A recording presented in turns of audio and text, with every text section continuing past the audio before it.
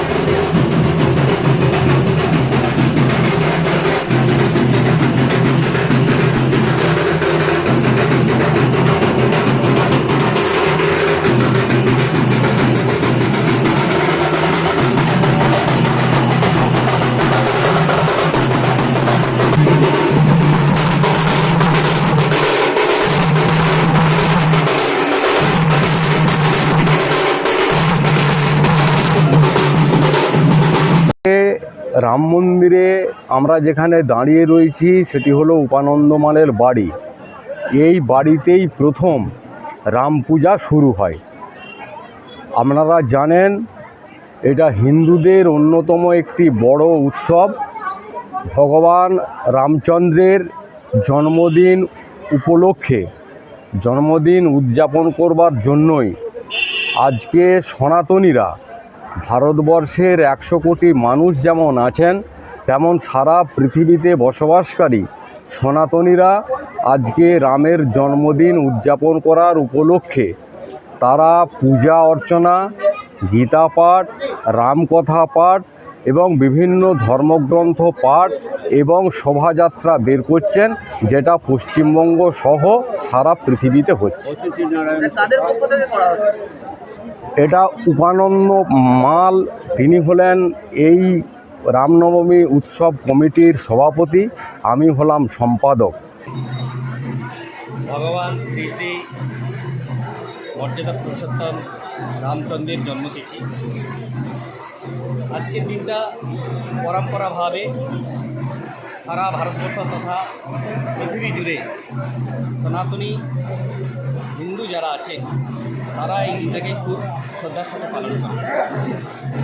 সেইভাবেই আমরাও আজকে আরামবাগের বুকে দীর্ঘদিন ধরেই আমরা আর আজকের দিনে পূজা অর্চনা, তার সাথে সাথে একটা বর্ণাঢ্য শোভাযাত্রা বের করি।